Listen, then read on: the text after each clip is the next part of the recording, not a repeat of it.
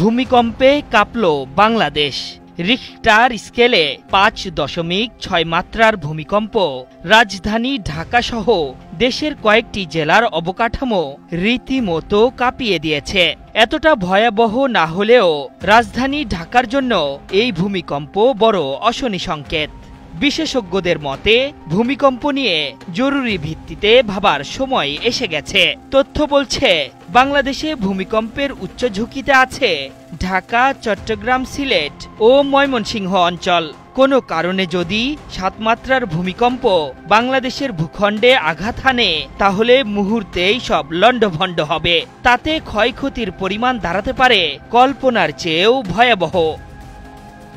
বাংলাদেশ আবহাওয়া অধিদপ্তরের ভূমিকম্প পর্যবেক্ষণ ও গবেষণা কেন্দ্রের বরাতে গণমাধ্যম জানিয়েছে, সোমবার বিকেল ৫:১৫টার দিকে বাংলাদেশ, ভারত সহ দক্ষিণ এশিয়ার অন্তত ৬ দেশে ভূমিকম্প আঘাত হেনেছে। এর মাত্রা ছিল ৫.৬। এর উৎপত্তি স্থল ঢাকা থেকে ৩৮০ কিলোমিটার দূরে ভারতের আসামের রাজধানী গুয়াহাটির আসাম ভ্যালি ও হিমালয়ের মাঝামাঝি স্থানে। এটি মাঝারি থেকে ভারী মাত্রার ভূমিকম্প। এই ভূকম্পের কারণে তাৎক্ষণিক কোনো ক্ষয়ক্ষতির তথ্য পাওয়া যায়নি। গত আগস্টের শেষ দিকে আফগানিস্তানে ৬ মাত্রার ভূমিকম্প আঘাত হানে। তাতেই পাহাড় বেষ্টিত কুনার অঞ্চলে নেমে আসে ভয়াবহ বিপর্যয়। বিশ্লেষকরা বলছেন, ঢাকায় ৭ মাত্রার ভূমিকম্প হলে কি করুণ পরিণতি হতে পারে সেটি উঠে এসেছে বিভিন্ন গবেষণামূলক প্রকল্পেও।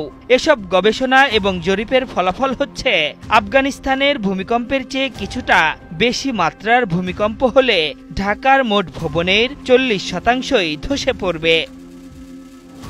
গবেষকরা বলছেন, দেশে ৭.৫ মাত্রার ভূমিকম্প হয়েছিল ১৮৮৫ সালে। সেটি হয়েছিল টাঙ্গাইলের মধুপুরের ভূগর্ভস্থ চুত্তি বা ফাটল রেখায়। এরপর ১৩৯ বছরেও এত বড় ভূমিকম্প ওই ফাটল রেখায় আর হয়নি। মধুপুরের ওই ফাটল রেখায় যদি রিখটার স্কেলে এখন ৬.৯ মাত্রার ভূমিকম্পও হয় তাহলে ঢাকায় কমপক্ষে ৮,৬৪,০০০ ভবন ধসে পড়বে, যা ঢাকার মোট ভবনের ৪০%। বড় মাত্রার ভূমিকম্প হলে ঢাকায় তখন বিস্ফোরণের শহর হয়ে উঠবে। তা অবধারিত, কারণ এখানকার পানি, গ্যাস, বিদ্যুৎ ব্যবস্থাপনা এতই অপরিকল্পিতভাবে গড়ে উঠেছে, বড় মাত্রার ভূমিকম্পে যে বিপর্যয় নেমে আসবে তা আসলে কল্পনাতীত। উদাহরণ হিসেবে বলা যেতে পারে, ২০২৩ সালে ৭.৮ মাত্রার ভূমিকম্পে তুরস্কে ৫০,০০০-এর বেশি এবং সিরিয়ায় প্রায় ১৫,০০০ মানুষ মারা যান। সেই ভূমিকম্পের ভয়াবহতা স্তব্ধ করে দিয়েছিল গোটা বিশ্বকে। আশরাফুল ইসলাম, ৭১।